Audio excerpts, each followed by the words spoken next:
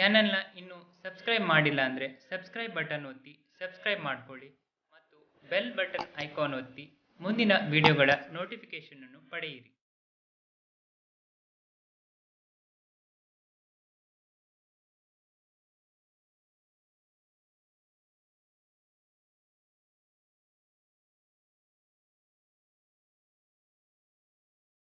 ನಮಸ್ಕಾರ ಎಲ್ರಿಗೂ, ನಾನು ಡಾಕ್ಟರ್ ದುರ್ಗಾ ಪ್ರಸಾದ್ ಹೆಂಡೆ. ಈ ಹಿಂದಿನ ಸಂಚಿಕೆಗಳಲ್ಲಿ ನಾವು ಸೆಲ್ಫ್ ಕ್ಲೋನಿಂಗ್ ಅಥವಾ ಸ್ವಯಂ ಕ್ಲೋನಿಂಗ್ ಹೇಗೆ ಮಾಡೋದು, ಪಲ್ಸ್ ಆಕ್ಸಿಮೀಟರ್ ಅಂದರೆ ಏನು, ಕೊರೋನಾದ ಸಿಂಪ್ಟಮ್ಸ್ ಮತ್ತು ರೆಡ್ ಅಲರ್ಟ್ ಸೈನ್ಸ್ ಏನು, ಇವೆಲ್ಲ ನೋಡಿದ್ವಿ. ಈ ಎಲ್ಲ ವಿಡಿಯೋಗಳನ್ನು ನಾನು ಕೋವಿಡ್-19 ಅಂತ ಪ್ಲೇಲಿಸ್ಟಲ್ಲಿ ಕೆಳಗಡೆ ಹಾಕಿದ್ದೇನೆ. ಅದು ನೀವು ಯಾವುದಾದ್ರೂ ಮಿಸ್ ಮಾಡಿದರೆ ನೋಡ್ಬೋದು ಮತ್ತು ಈ ಮಾಹಿತಿಯನ್ನು ಇತರರೊಂದಿಗೆ ಹಂಚಿಕೊಳ್ಳಿ ಮತ್ತು ಸಪೋರ್ಟ್ ಮಾಡಿ. ಇವತ್ತಿನ ಸಂಚಿಕೆಯಲ್ಲಿ ನಾವು ಕೊರೋನಾ ರೋಗದಲ್ಲಿ ಬರುವ ಬೇರೆ ಬೇರೆ ಥರದ ಪರೀಕ್ಷೆಗಳನ್ನು ನೋಡೋಣ.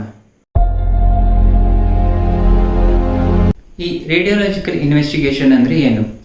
ಎಕ್ಸ್ರೇ, CT ಸ್ಕ್ಯಾನ್ ಮುಂತಾದವುಗಳನ್ನು ನಾವು ರೇಡಿಯೋಲಾಜಿಕಲ್ ಇನ್ವೆಸ್ಟಿಗೇಷನ್ ಅಂತ ಹೇಳ್ತೀವಿ. ಈ ಎಕ್ಸ್ರೇಯನ್ನು ಕೊರೋನಾ ರೋಗದಲ್ಲಿ ಅಷ್ಟೊಂದು ಉಪಯೋಗಿಸಲ್ಲ, ಯಾಕಂದರೆ ಲಂಗ್ಸ್ನ ಲೀಜನ್ ನೋಡೋದಕ್ಕೆ ಸ್ವಲ್ಪ ಸಮಯ ಹಿಡಿಯುತ್ತೆ. ಆದರೆ CT ಸ್ಕ್ಯಾನ್ ಮಾಡಿದರೆ ನಮಗೆ ಬಹುಬೇಗ ನಮಗೆ ಲಂಗ್ಸ್ನ ಡಿಸ್ಟ್ರಕ್ಷನ್ ಕಾಣಸಿಗ್ತದೆ.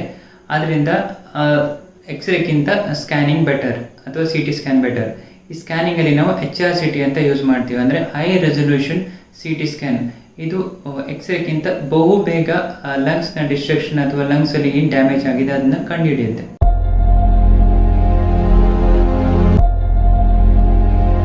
ಈ CT ಸ್ಕ್ಯಾನನ್ನು ಜನರು ತಾವಾಗಿ ಹೋಗಿ ಮಾಡೋದನ್ನು ನೋಡಿದ್ದೀವಿ. ಖಂಡಿತ ಡಾಕ್ಟರ್ ಸಲಹೆ ಇಲ್ಲದೆ ಈ ಇನ್ವೆಸ್ಟಿಗೇಷನ್ ಅಥವಾ CT ಸ್ಕ್ಯಾನನ್ನು ನೀವು ಮಾಡಲೇಬಾರ್ದು, ಯಾಕಂದರೆ ಇದರಲ್ಲಿ ತುಂಬ ರೇಡಿಯೇಷನ್ ಇರುತ್ತೆ. ಹಾಗಾದರೆ CT ಸ್ಕ್ಯಾನನ್ನು ಯಾವಾಗ ಮಾಡ್ತೀರಾ? CT ಸ್ಕ್ಯಾನನ್ನು ಯೂಶ್ವಲಿ ಸ್ಟೇಜ್ 2 ಅಂದರೆ 5ನೇ ದಿನ ನಂತರ ಪೇಷಂಟ್ ತುಂಬ ಜ್ವರ ಜಾಸ್ತಿ ಆದರೆ, ಕೆಮ್ಮು ಜಾಸ್ತಿ ಆದರೆ, ಉಸಿರಾಡೋದಕ್ಕೆ ತುಂಬ ಕಷ್ಟ ಆದರೆ, ಆಕ್ಸಿಜನ್ ಸ್ಯಾಚುರೇಷನ್ ಕಡಿಮೆ ಆಗ್ತಾ ಬಂದರೆ, ಬೇರೆ ಬೇರೆ ಇಂಡಿಕೇಶನ್ ಮೇಲೆ CT ಸ್ಕ್ಯಾನ್ ಅಥವಾ HRCTಯನ್ನು ಮಾಡ್ತೀವಿ. ಈ CT ಸ್ಕ್ಯಾನಲ್ಲಿ 2 ಸ್ಕೋರಿಂಗ್ ಬರುತ್ತೆ. ಒಂದು ಕೋರ್ಯಾಡ್ ಸ್ಕೋರ್, ಇನ್ನೊಂದು CT ಸಿವಿಯಾರಿಟಿ ಸ್ಕೋರ್ ಅಂತ. ಅದೆರಡು ಏನೇನಂತ ನೋಡೋಣ. ಕೋರ್ಯಾಡ್ ಸ್ಕೋರ್ನ ಒಂದ್ಸಲ ನೋಡೋಣ. ಕೋರ್ಯಾಡ್ಸಲ್ಲಿ 6 ಸ್ಟೇಜ್ಗಳು ಬರುತ್ತೆ, ಅಂದರೆ ಕೋರ್ಯಾಡ್ಸ್ 1ರಿಂದ ಕೋರ್ಯಾಡ್ಸ್ 6 ಅಂತ. ಈ ಕೋರ್ಯಾಡ್ಸ್ 1 ಅಂದರೆ ಇದು ನಾರ್ಮಲ್ ಆಗಿರುತ್ತೆ, ನಾರ್ಮಲ್ ಫೈಂಡಿಂಗ್ಸ್, ಇದರಲ್ಲಿ ಇನ್ಫೆಕ್ಷನ್ ಏನೂ ಇಲ್ಲ. ಕೋರ್ಯಾಡ್ಸ್ 2 ಅಂದರೆ ಕೊರೋನಾ ಬಿಟ್ಟು ಬೇರೆ ಇನ್ಫೆಕ್ಷನ್ಸ್ ಇರ್ಬೋದಂತ. ಕೋರ್ಯಾಡ್ಸ್ 3ರಿಂದ 6ವರೆಗೆ ಈ ಕೋವಿಡ್-19 ಇನ್ಫೆಕ್ಷನ್ ಇರೋ ಚಾನ್ಸಸ್ ಇದೆ ಅಂತ. ಇದರಲ್ಲಿ ಕೋರ್ಯಾಡ್ಸ್ 5 ಬಂದರೆ ವೆರಿ ಹೈ, ಅಂದರೆ ಟಿಪಿಕಲ್ ಲೀಜನ್ಸ್, ಅಂದರೆ ಲಂಗ್ಸಲ್ಲಿ ಟಿಪಿಕಲ್ ಆಗಿ ಕೊರೋನಾ ಫೈಂಡಿಂಗ್ಸ್ ಇದೆ ಅಂತ. ಅದ್ರ ಜೊತೆಗೆ PCR ಪಾಸಿಟಿವ್ ಆಗಿದ್ರೆ ಇದಕ್ಕೆ ಕೋರ್ಯಾಡ್ 6 ಅಂತ ಹೇಳ್ತೀವಿ. ಈಗ CT ಸಿವಿಯಾರಿಟಿ ಸ್ಕೋರ್ ಅಂದರೆ ಏನಂತ ನೋಡೋಣ. ಈ CT ಸ್ಕೋರಲ್ಲಿ ಟೋಟಲ್ ಸ್ಕೋರ್ 25 ಆಗಿರುತ್ತೆ. ಒಂದೊಂದು ಲೋಬಿಗೂ 5 ಪಾಯಿಂಟ್ ಕೊಟ್ಟಿದ್ದಾರೆ. ರೈಟ್ ಲಂಗ್ಸಲ್ಲಿ 3 ಲೋಬ್ಗಳಿವೆ ಹಾಗೂ ಲೆಫ್ಟ್ ಲಂಗಲ್ಲಿ 2 ಲೋಬ್ಗಳಿವೆ. ಒಂದೊಂದು ಲೋಬಿಗೂ 5 ಪಾಯಿಂಟ್ಸ್ ಕೊಟ್ಟಿದ್ದಾರೆ, ಅಂದರೆ ರೈಟ್ ಲಂಗ್ಸಲ್ಲಿ 3 ಲೋಬ್ಗಳಿವೆ ಹಾಗೂ 15 ಪಾಯಿಂಟ್ ಆಗುತ್ತೆ.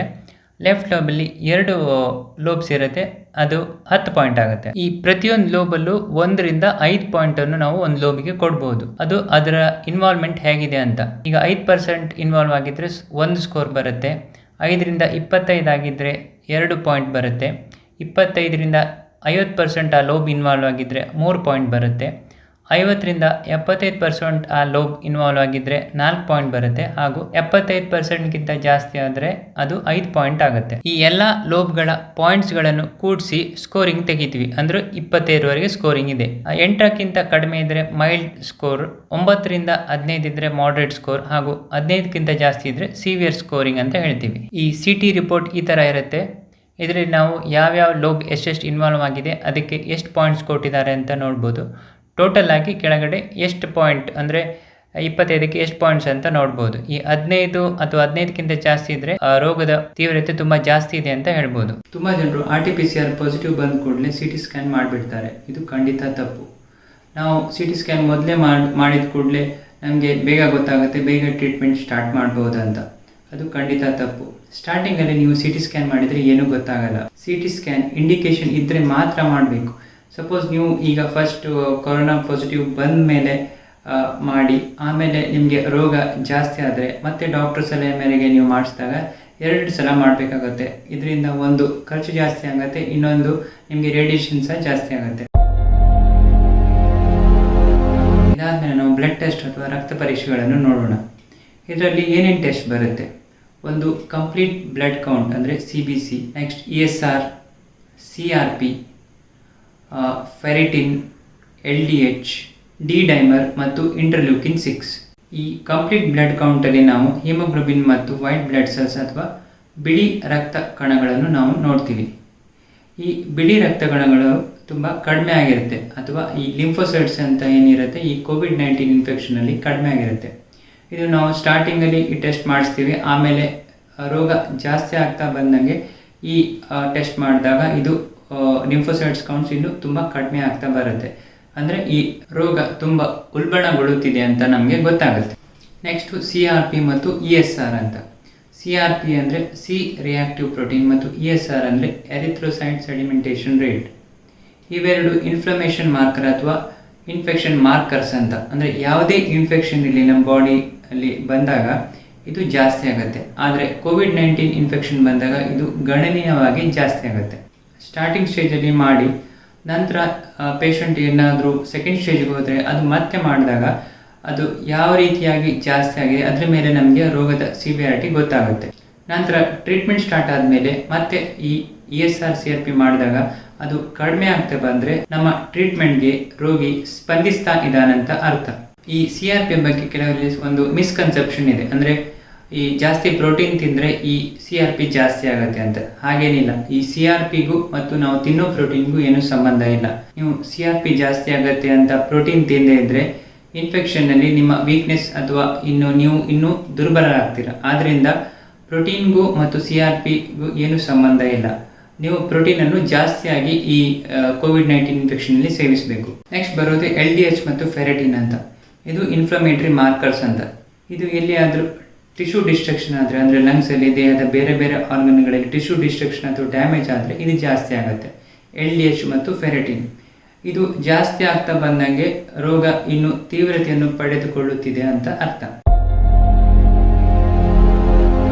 ಬ್ಲಡ್ ಟೆಸ್ಟಲ್ಲಿ ನೆಕ್ಸ್ಟ್ ಇಂಪಾರ್ಟೆಂಟ್ ಟೆಸ್ಟ್ ಅಂದರೆ ಡಿ-ಡೈಮರ್ ಟೆಸ್ಟ್. ಕೊರೋನಾ ಇನ್ಫೆಕ್ಷನ್ನಲ್ಲಿ ರಕ್ತನಾಳಗಳು ಡ್ಯಾಮೇಜ್ ಆಗಿ ಅಲ್ಲಿ ಕ್ಲಾಟ್ಸ್ ಆಗಿ ರಕ್ತ ಹೋಗೋಕ್ಕಾಗದೆ ಆಕ್ಸಿಜನೇಷನ್ ಎಲ್ಲ ಕಡಿಮೆ ಆಗುತ್ತೆ. ಈ ಬ್ಲಡ್ ಕ್ಲಾಟ್ಸ್ ಆದಾಗ ಡಿ-ಡೈಮರ್ ಲೆವೆಲ್ ಜಾಸ್ತಿ ಆಗುತ್ತೆ. ಆವಾಗ ಬ್ಲಡ್ ಥಿನ್ನರ್ ಟ್ರೀಟ್ಮೆಂಟ್ ಸ್ಟಾರ್ಟ್ ಮಾಡಬೇಕಾಗತ್ತೆ. ನೆಕ್ಸ್ಟ್ ಬರೋದು ಇಂಟರ್ಲ್ಯೂಕಿನ್ 6 ಅಂತ. ಇದು ತುಂಬ ಅಪರೂಪದ ಡಯಾಗ್ನೋಸ್ಟಿಕ್ ಟೆಸ್ಟ್. ಇದು ತುಂಬ ಲ್ಯಾಬ್ಗಳಲ್ಲಿ ಮಾಡೋಕ್ಕಾಗಲ್ಲ, ಕೆಲವೇ ಲ್ಯಾಬ್ಗಳಲ್ಲಿ ಮಾಡೋಕ್ಕಾಗೋದು. ಇದು ತುಂಬ ತೀವ್ರತರವಾದ ಹೈಪರ್ ರಿಯಾಕ್ಷನ್ ಆದಾಗ, ಸೈಟೋಕೈನ್ಸ್ ರಿಲೀಸ್ ಆದಾಗ ಈ ಇಂಟರ್ಲ್ಯೂಕಿನ್ 6 ಅಂತ ಜಾಸ್ತಿ ಆಗುತ್ತೆ. ಅದಕ್ಕೆ ಸ್ಪೆಸಿಫಿಕ್ ಆಗಿ ಟ್ರೀಟ್ಮೆಂಟ್ ಕೊಡಬೇಕಾಗುತ್ತೆ. ಈ ಎಲ್ಲ ಟೆಸ್ಟ್ಗಳು, ರೇಡಿಯಾಲಜಿಕಲ್ ಟೆಸ್ಟ್ ಮತ್ತು ಬ್ಲಡ್ ಟೆಸ್ಟ್ ಒಂದೇ ಟೆಸ್ಟ್ ಸಾಕಾಗಲ್ಲ. ಈ ಎಲ್ಲ ಟೆಸ್ಟ್ಗಳು ಕೂಡಿ ನಿಮಗೆ ಡಯಾಗ್ನೋಸಿಸ್ ಮಾಡೋಕ್ಕೆ ಹೆಲ್ಪ್ ಆಗುತ್ತೆ.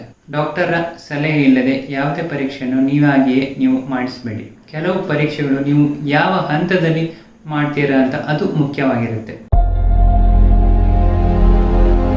ಈ ವಿಡಿಯೋದಲ್ಲಿ ನಾವು ಇವತ್ತು ರೋಗದ ತೀವ್ರತೆಯನ್ನು ಅಳೆಯಲು 2 ಟೆಸ್ಟ್ಗಳು ಇರುತ್ತೆ, ರೇಡಿಯಾಲಜಿಕಲ್ ಟೆಸ್ಟ್ ಮತ್ತು ಬ್ಲಡ್ ಟೆಸ್ಟ್. ರೇಡಿಯಾಲಜಿಕಲ್ ಟೆಸ್ಟಲ್ಲಿ ಮೇನ್ಲಿ CT ಸ್ಕ್ಯಾನ್ ಅಥವಾ HRCT ಸ್ಕ್ಯಾನ್ ಉಪಯೋಗಕ್ಕೆ ಬರುತ್ತೆ. ಅದರಲ್ಲಿನ ಸ್ಕೋರಿಂಗ್ 2 ಸ್ಕೋರಿಂಗ್, ಕೋರಾಡ್ ಸ್ಕೋರ್ ಮತ್ತು CT CVRD ಸ್ಕೋರ್ ಮೇಲೆ ನಿಮ್ಮ COVID-19 ಎಷ್ಟು ಇನ್ಫೆಕ್ಷನ್ ಇದೆ ಅಂತ ಡಿಟೆಕ್ಟ್ ಆಗುತ್ತೆ. ನೆಕ್ಸ್ಟ್ ಬ್ಲಡ್ ಟೆಸ್ಟಲ್ಲಿ ಬೇರೆ ಬೇರೆ ಟೆಸ್ಟ್ಗಳಿವೆ. ಒಂದು complete blood count, CRP, ESR, ferritin, LDH, D-dimer ಮತ್ತು ಇಂಟರ್ಲ್ಯೂಕಿನ್ 6. ಸೊ ಈ ಎಲ್ಲ ಟೆಸ್ಟ್ಗಳನ್ನು ಯಾವ್ಯಾವ ಹಂತಗಳಲ್ಲಿ ನಾವು ಮಾಡ್ಬೋದು. ಈ CBC, CRP ಮತ್ತು ESR ಅನ್ನು ಮೊದಲಿಗೆ ನಿಮಗೆ ಕೋವಿಡ್ ಪಾಸಿಟಿವ್ ಬಂದರೆ ಸ್ಟಾರ್ಟಿಂಗ್ ಬೇಸ್ ಲೈನ್ ಅಥವಾ ಎಷ್ಟಿದೆ ಅಂತ ತಗೊಳ್ಳೋಕ್ಕೆ ನೀವು ಈ ಪರೀಕ್ಷೆಯನ್ನು ಮಾಡಿಸ್ಬೋದು. ಉಳಿದ ಪರೀಕ್ಷೆಗಳು ಬರೋದು ಸೆಕೆಂಡ್ ಸ್ಟೇಜ್, ಅಂದರೆ ಡೇ 5 ಆದಮೇಲೆ. ಆವಾಗ ನಿಮಗೆ HRCT ಸ್ಕ್ಯಾನ್, ನಂತರ ಡಿ-ಡೈಮರ್, ಫೆರಿಟಿನ್, LDH, ಇಂಟರ್ಲ್ಯೂಕಿನ್ 6 ಇವೆಲ್ಲ ಸೆಕೆಂಡ್ ಸ್ಟೇಜಲ್ಲಿ ಬರುತ್ತೆ. ಈ ವಿಡಿಯೋ ನೋಡಾದ್ಮೇಲೆ ನಿಮ್ಮ ಎಲ್ಲ ಡೌಟ್ಸ್ಗಳು ಕ್ಲಿಯರ್ ಆಗಿದೆ ಅನ್ಕೋತೀನಿ. ಏನಾದರೂ ಸಂದೇಹಗಳಿದ್ದರೆ ಕೆಳಗೆ ಕಮೆಂಟ್ ಸೆಕ್ಷನಲ್ಲಿ ಹಾಕಿ ನಾನು ಉತ್ತರಿಸ್ತೀನಿ. ವಿಡಿಯೋ ಇಷ್ಟ ಆದರೆ ಲೈಕ್ ಮಾಡಿ, ಕಮೆಂಟ್ ಮಾಡಿ ಮತ್ತು ಸಬ್ಸ್ಕ್ರೈಬ್ ಮಾಡಿ ಮತ್ತು ಹೀಗೆ ಸಪೋರ್ಟ್ ಮಾಡ್ತಾ ಇರಿ. ಈ ವಿಡಿಯೋವನ್ನು ಆದಷ್ಟು ಶೇರ್ ಮಾಡಿ ಈ ಮಾಹಿತಿಯನ್ನು ಎಲ್ಲರೊಂದಿಗೆ ಹಂಚಿಕೊಳ್ಳಿ. ಕೊರೋನಾ ರೋಗದ ಬಗ್ಗೆ ಮತ್ತಷ್ಟು ಮಾಹಿತಿಗಳೊಂದಿಗೆ ಮತ್ತೆ ನಿಮ್ಮನ್ನು ಭೇಟಿಯಾಗ್ತೀನಿ. ನಮಸ್ಕಾರ. Thanks for watching.